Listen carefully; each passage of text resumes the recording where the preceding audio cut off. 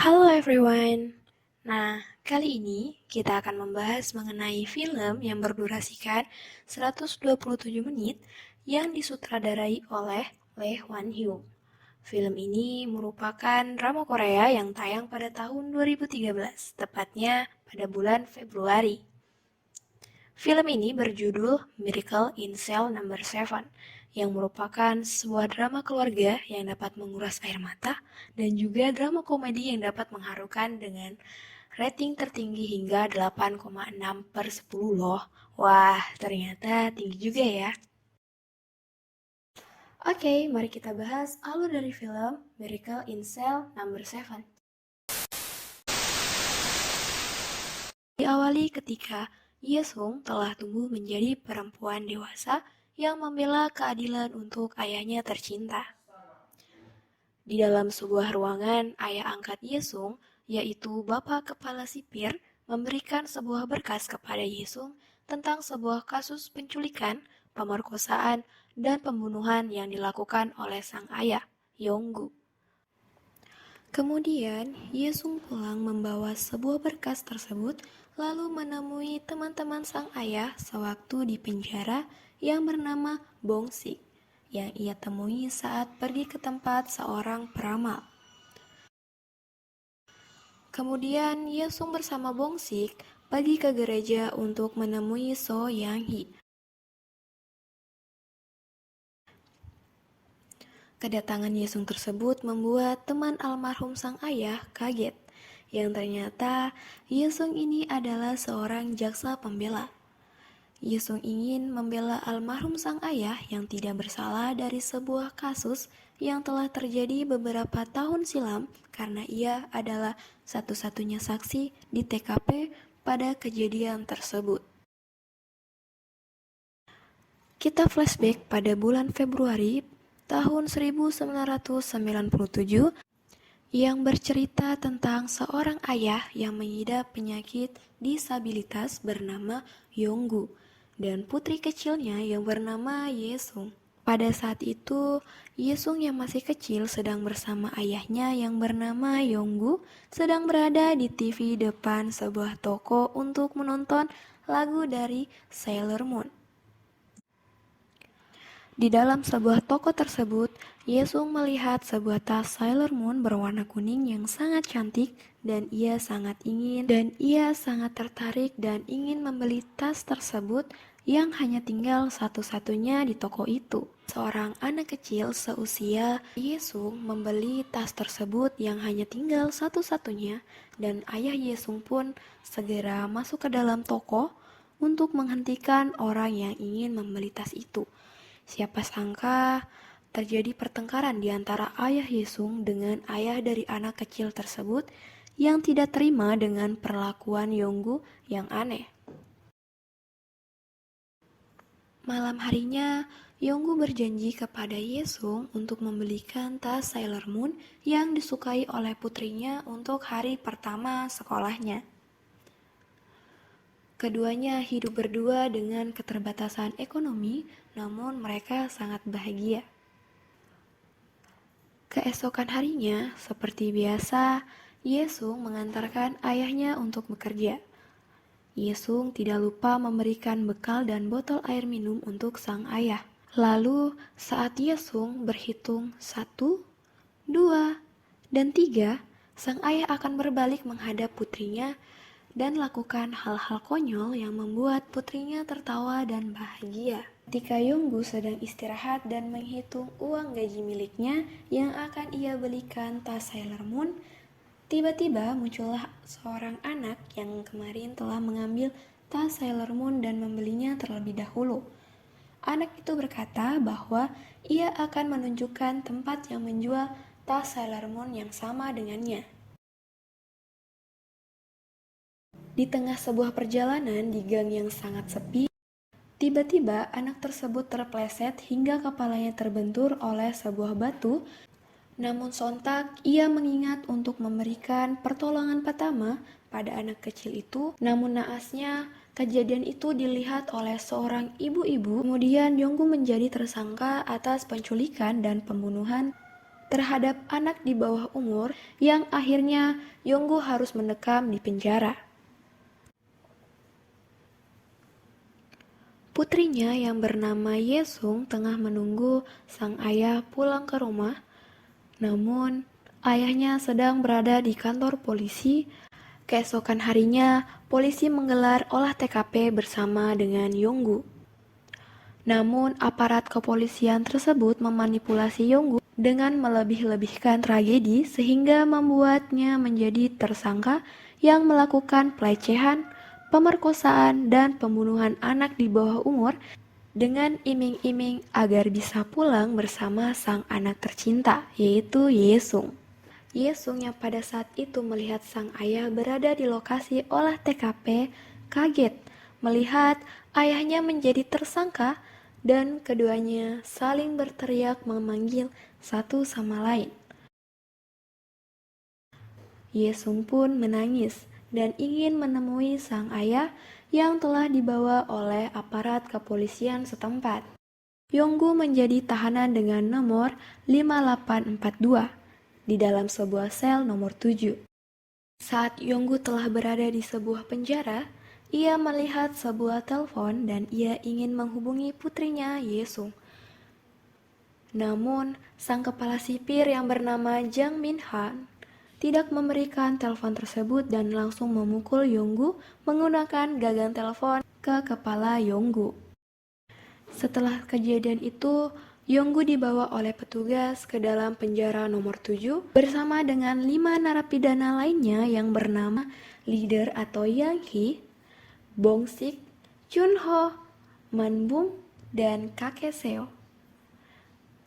Setelah kehadiran Yonggu di sel nomor 7, si leader yaitu Yang Hee memerintahkan Chun Ho untuk memeriksa catatan kasus Yonggu. Saat mendengar kasus Yonggu, sontak membuat si leader atau Yang Hee langsung memukul Yonggu dan disusul oleh tahanan lainnya menggunakan selimut. Namun, setelah membaca kembali keputusan hakim bahwa Yonggu akan dihukum mati, mereka semua pun berhenti memukuli Yonggu.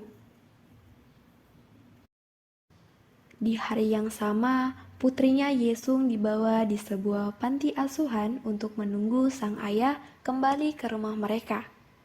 Ia menuliskan sebuah alamat panti, lalu menempelkannya di pintu rumah agar jika ayahnya pulang, ia langsung menemui Yesung di panti tersebut. Di dalam sebuah penjara, terjadi insiden di mana Sang Myun menyuruh anak buahnya untuk melukai leader dengan menggunakan ujung sikat gigi yang telah diruncingkan. Sontak, Yonggu yang melihatnya langsung menyelamatkan sang leader dengan mendorongnya. Saat mengetahui hal tersebut, sang leader langsung memukul Sang Myun. Yonggu yang terluka akibat insiden tersebut yang membuat sang leader berhutang budi kepada Yonggu. Dan ia ingin membalas kebaikan Yonggu tersebut dengan memberikan permintaan apapun yang Yonggu inginkan. Namun saat itu, Yonggu hanya ingin bertemu dengan anaknya Yesung. Kelima narapidana tersebut membantu Yonggu untuk mempertemukannya dengan anaknya. Siapa sangka, sebuah keberuntungan ada di pihak Yonggu. Di dalam sebuah penjara, terdapat sebuah pertunjukan paduan suara yang dimana peserta paduan suara tersebut sebagian merupakan anak-anak panti asuhan tempat Yesung tinggal. Saat itu, Yesung yang tengah tampil langsung ditarik secara diam-diam oleh rekan ayahnya tersebut. Gadis kecil itu dimasukkan ke dalam sebuah box berisi roti, lalu dibawa ke dalam sel nomor 7 untuk bertemu dengan sang ayah. Dan akhirnya mereka dapat dipertemukan. Yonggu sangat berterima kasih kepada teman-temannya karena telah membantunya untuk bertemu dengan sang anak. Namun, salah satu teman selnya yang bernama Bong Sik panik lalu berteriak memanggil petugas sipir. Namun, akibat teriakan dari Boxing, salah satu petugas sipir pun datang menghampiri mereka. Yesung bersembunyi agar ia tak ketahuan oleh petugas sipir tersebut.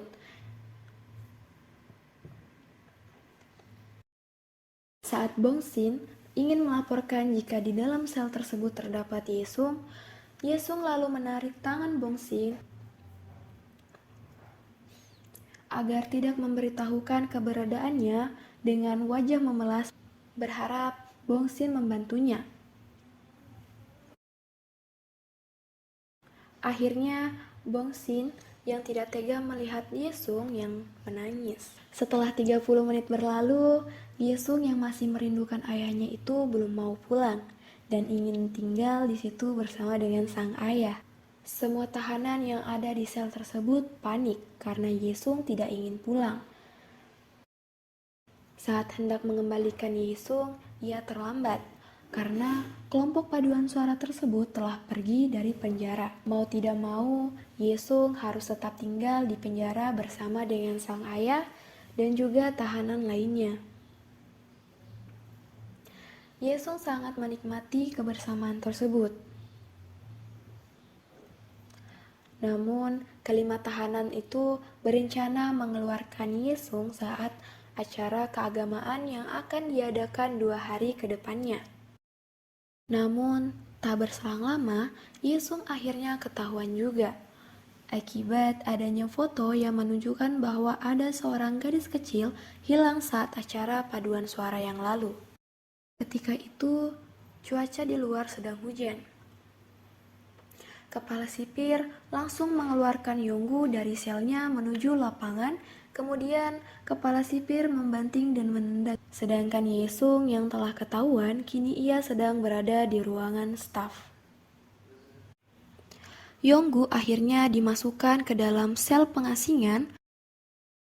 Namun tak lama setelah itu terjadi insiden kebakaran sehingga Yonggu dengan setengah sadar langsung menyelamatkan. Yonggu menemukan bapak kepala sipir sedang terjebak dalam kebakaran. Kemudian, tanpa berpikir panjang, Yonggu akhirnya menolong kepala sipir itu. Setelah kejadian penolongan itu, kepala sipir lantas sadar bahwa seorang pembunuh ingin menolong dirinya. Kepala sipir ingin mengetahui lebih dalam mengenai kasus yang telah terjadi kepada Yonggu. Suatu hari, kepala sipir memberikan sebuah kardus besar kepada sel nomor 7. Yang awalnya dikira sebuah roti beras yang enak, ternyata isinya adalah Yesung. Kemudian Yonggu diajak menuju ruangan kepala sipir. Di sana, Yonggu sangat berterima kasih kepada kepala sipir karena telah mempertemukan dirinya dengan Yesung. Kemudian, hari-hari pun berjalan seperti biasa. Saking akrabnya Yesung dengan penghuni sel nomor 7 itu, Yesung bahkan sampai mengajarkan leader cara menulis dan membaca. Dia juga ikut membantu Bongsik untuk menghubungi istrinya yang baru melahirkan serta memberikan sebuah nama. Keputusan Yonggu yang telah ditetapkan membuat para penghuni sel nomor 7 untuk merekap ulang kejadian yang menimpa Yonggu untuk mempermudah membantu Yonggu untuk menjawab saat sidang nanti.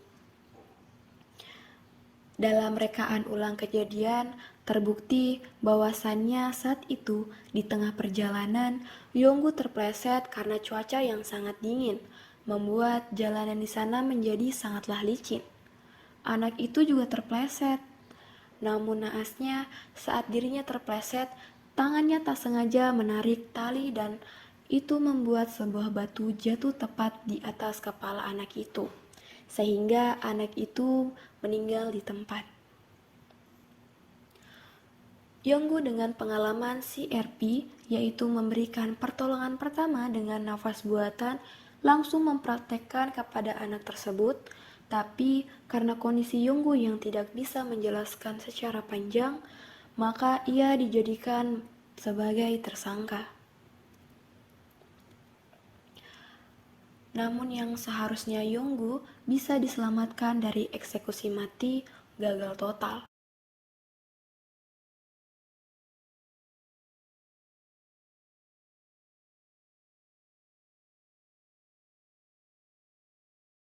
Kemudian para penghuni sel nomor 7 berusaha membantu Yonggu untuk kabur dari selnya.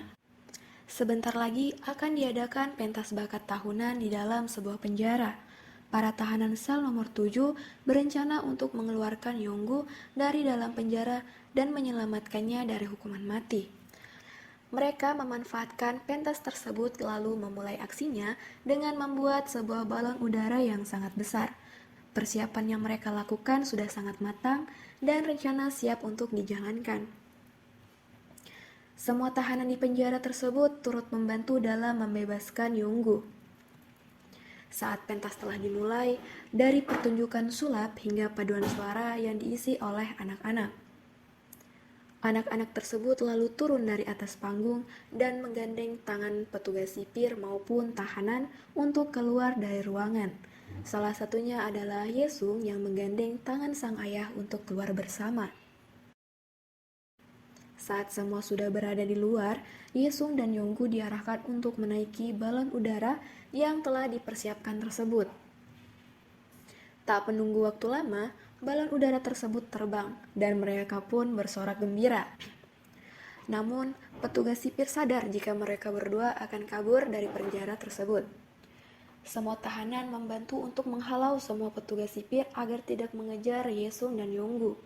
Tapi usaha mereka gagal karena tali dari balon udara tersebut tersangkut di pagar pembatas. Walaupun begitu, Yesung bersama sang ayah sangat menikmati pemandangan di kala sore hari.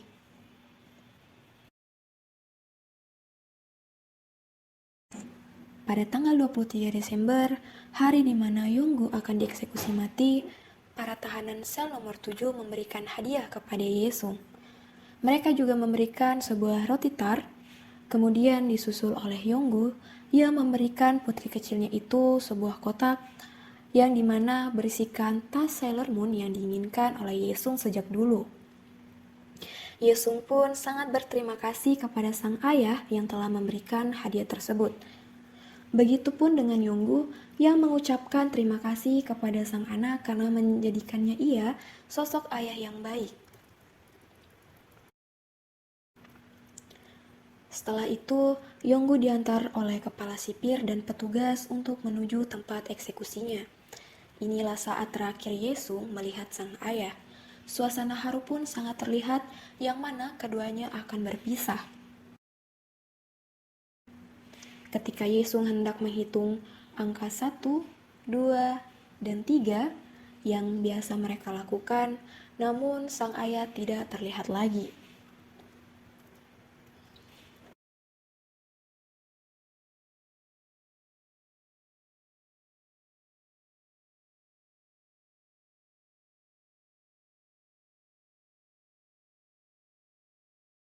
Saat Yesung sudah beranjak dewasa dan ia yang sedang membela keadilan atas kasus ayahnya itu, kepala hakim memutuskan bahwa Yonggu terbukti bahwasannya tidak bersalah atas kasus yang telah menimpanya beberapa tahun yang lalu. Namun hal itu sudah terlambat. Kini Yonggu sudah tiada dan Yesung hanya bisa memandangi langit yang indah mengingat kebersamaannya bersama sang ayah waktu ia kecil dulu. Nah, itulah kisah suka duka yang kita rasakan ketika menonton film ini. Bahagianya dapet, sedihnya dapet, harunya juga dapet. Film ini wajib untuk kalian tonton. Jika tidak, maka kalian akan menyesal tentunya. Oke, see you next time, see you next video. Oke.